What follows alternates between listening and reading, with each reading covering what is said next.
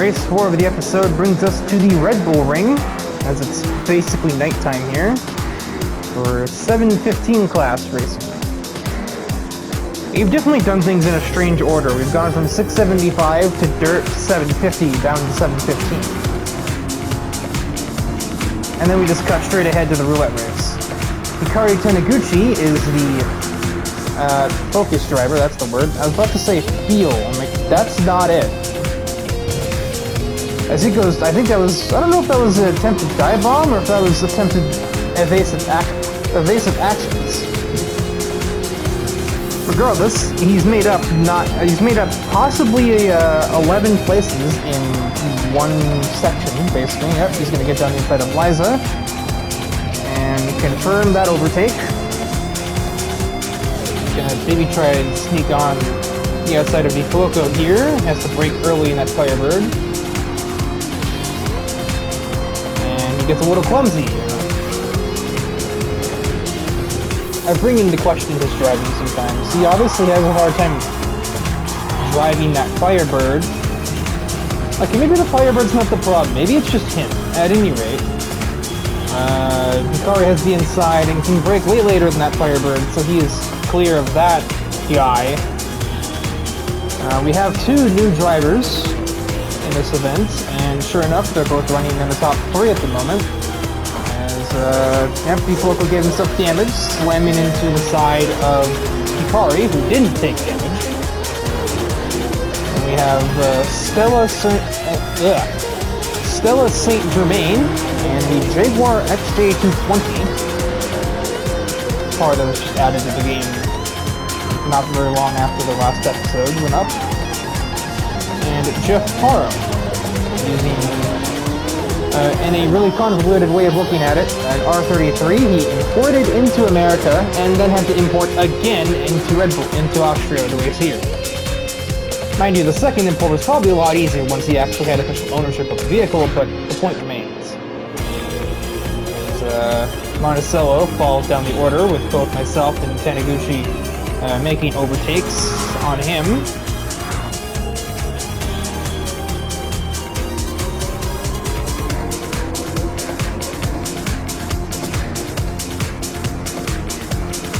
Hikari sneaks down the inside of the Jaguar. And superior exit traction, courtesy of 4-wheel drive, will make that overtake. Those headlights were driving me insane. Jude's, like, orange headlights, it made it seem like there was something on fire behind me. I was, like, legit freaking out in the car.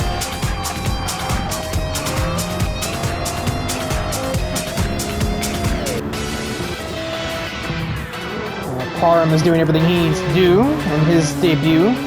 Bars, again. Keeping Stephanie at bay for the moment. But that career will not be held off for a whole lot longer, it appears. He's going to make a look down the inside, ever so steadily approaching opposite the curb. They avoid much contact, surprisingly.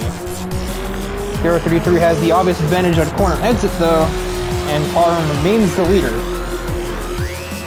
And all that's doing is just allowing Taniguchi to draw even closer. He's about a second or two off now, not much. And he's obviously going to be in clean air. He's not having to struggle to get around somebody, so he'll be there in a minute. Stephanie takes a send at turn 5. Nothing doing.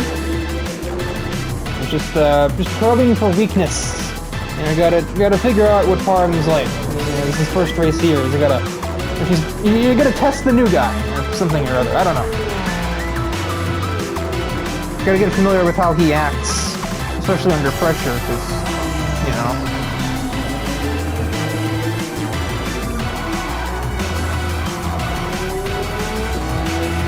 Also, interesting thing about Parham, he's from Minnesota, like myself. So he's sponsored by North Central Alignment, like myself. Because, meanwhile, in the background, I may have had a bit of a mistake on the brakes. Wasn't my finest moment.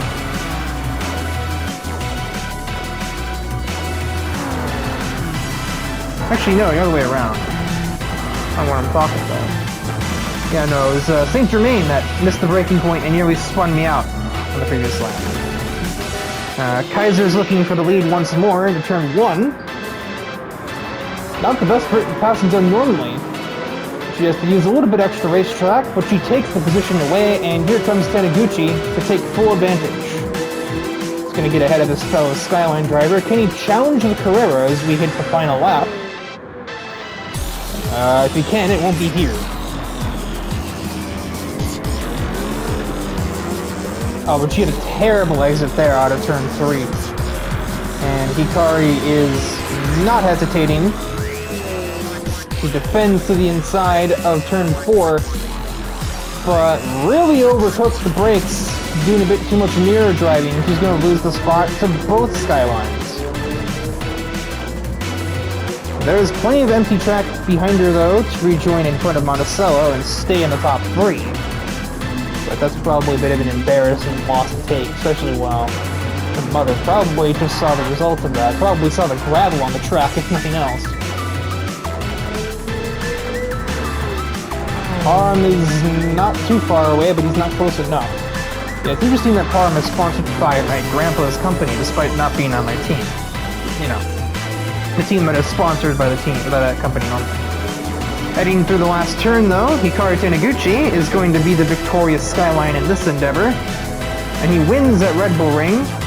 Jeff Parham with a solid debut race, finishing P2, which I think is exactly where he started. Stephanie will remain in the podium, and then in files of everybody else. Only 9 cars got through this race with no damage. I led the cars that got damaged, courtesy of one driver's rather clumsy debut. Don't really know how... Not a great first impression, Saint Germain, I must admit. I mean, to finish 11th alone is already bad enough, but you run into the back of me in your first race. It's not a great start. Another prime example of apparently Nepgear's just ability to just fix things that should never have been fixed. We are here for the roulette round as it heads to Trial Mountain this time around. And no, you're not losing your mind. That is exactly the car that we saw doing a 1080 pirouette at High Speed Ring 2 days ago in University. Yeah, Noir is back in that 2013 Viper of hers to run another race in it. I guess, yeah, Nepgear fixed this thing up. I don't know how. Especially as fast as she did it.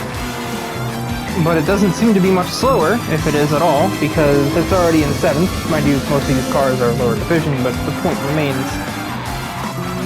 My lord, you guys, figure it out. We have, I believe, at least one, possibly more. Yeah, I think the last of the new drivers for this episode.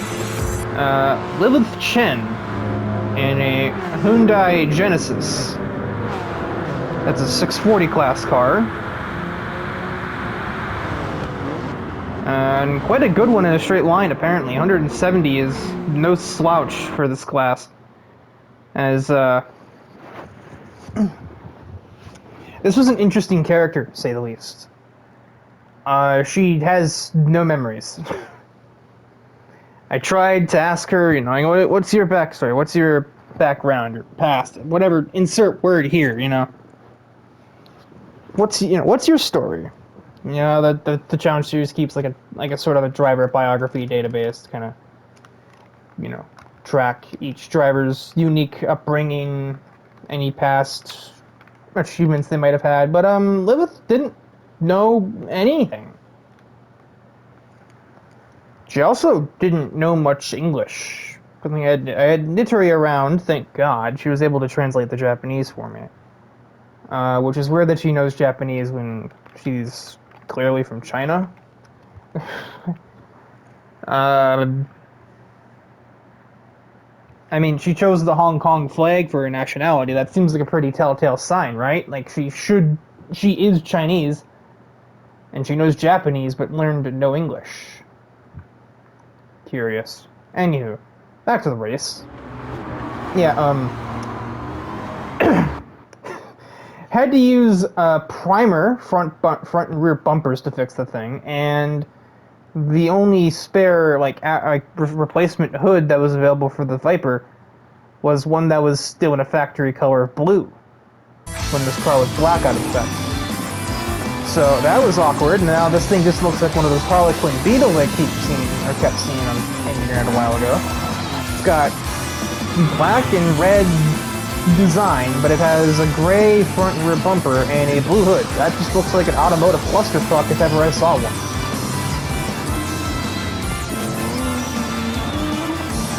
Stu Bear in the background struggles to get around the car in a lower division than him. Mind you, that Super probably has more horsepower than Escayman does, but still.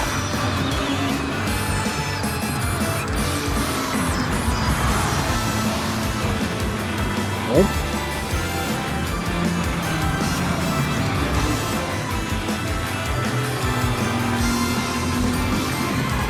They may not be in the same category, but Liza doesn't let anybody pass easily.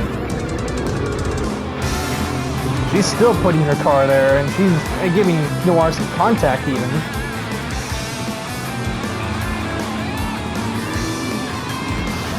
Noir with the horn of disapproval. Still does not clear the 959.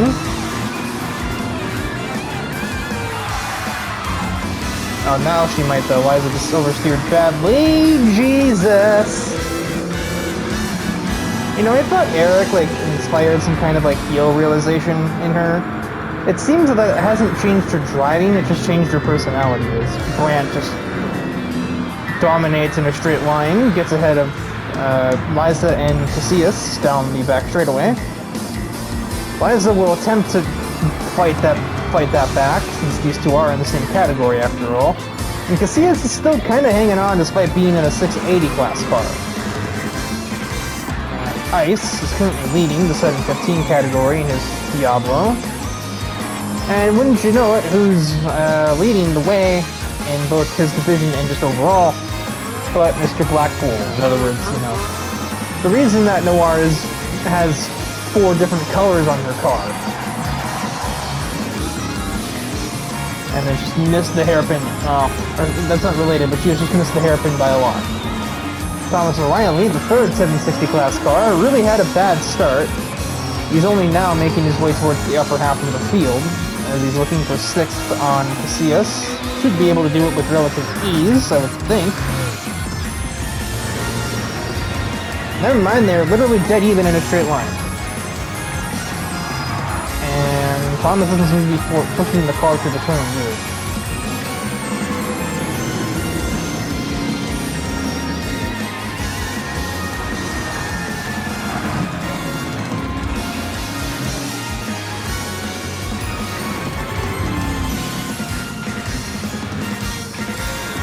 Well, you can tell Brandt's nearby, the amount of tires squealing that I'm hearing. Okay, I don't know why that's happening. That's not Brandt. Noir should be able to deal with this Diablo relatively easily down the straightaway. And yeah, it's a Lamborghini, but it's still a division beneath her. And dude, yep, that makes sense. The Viper takes second.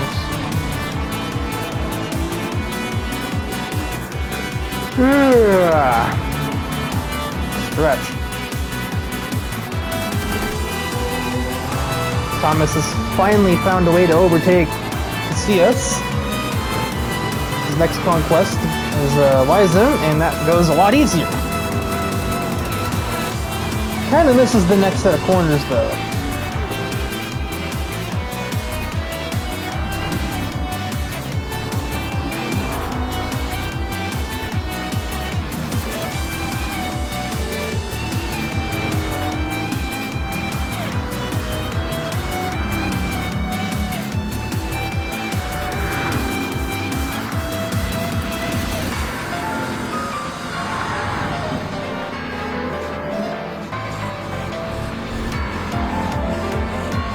Noir still has a little ways to go to catch the leader.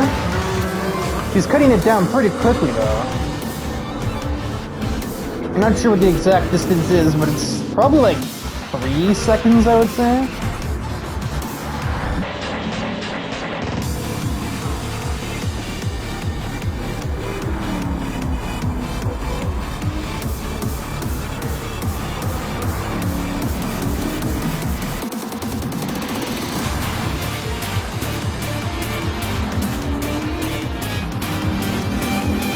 It's not going to gain any time when I'm on the straightaways, since they're both Vipers. They're both pretty evenly matched down the straight. If anything, Blackpool might have the slight advantage down the straight. It's a 1 mile/hour difference. Literally 1.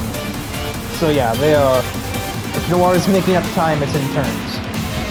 I'm probably just pushing the car to catch up to him. Not even running like a fast lap either.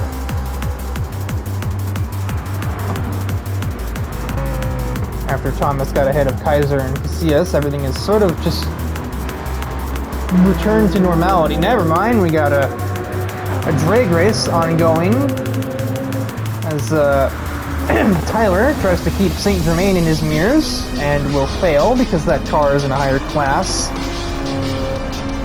I believe... No, that's second in class. Casillas is leading 680 and is crushing it. Not just leading it, he's dominating that class right now.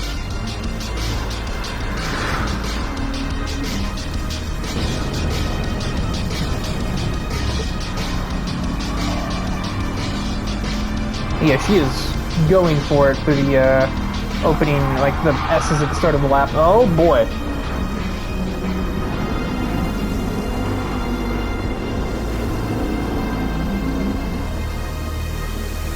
I have to wonder if my warning going into this race was heard or not. Noir can definitely be of the deaf ears category at the best of times. Something gives me the suspicion that my reminder to, you know, race cleanly might have been ignored and caused to believe. Which is pushing that car. She obviously wants to catch him, but I have the sneaking suspicion that it's for more than just the race lead. And further back, we'll check, and the race for 6th is closed up again, with Casillas right there on the back of the 959. This thing has enough top speed to keep up with the 715 class car. Embarrassing Stuber, and hanging right with Liza.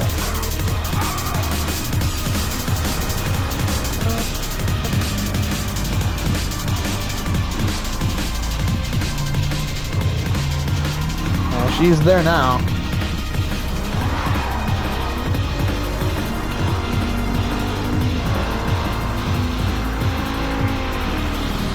And we're going to be starting the final lap of the race here, looking at the timer. Not many people are going to get another lap either, because 20 seconds are left on said timer.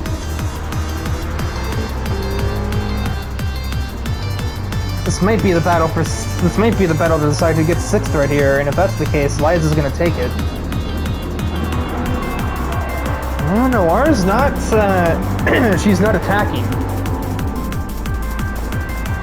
Maybe my warning was heeded. Yeah, this is the end of the race, so Casillas will officially win in his category of 680. And I think it's safe to say Ice will win the 715 class. But we still have it all to play for the 750 category, as 2 Vipers will do battle towards the final half of the circuit.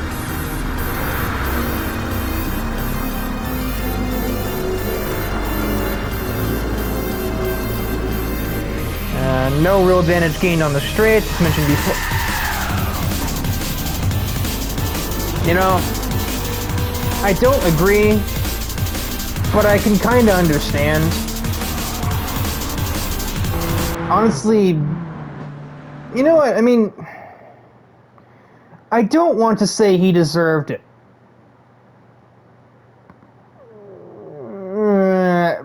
He kinda deserved it.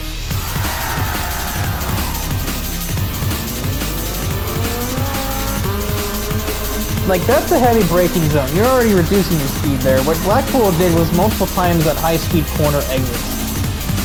Could have very easily hurt somebody.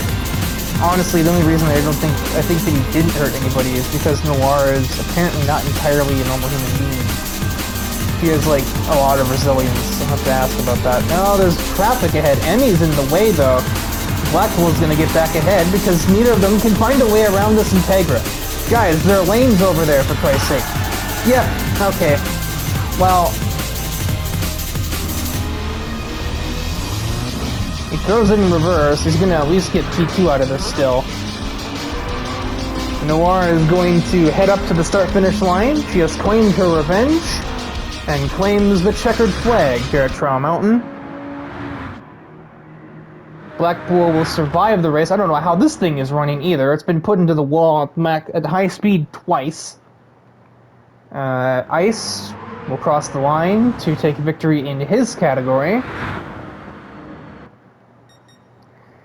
Casillas won 680.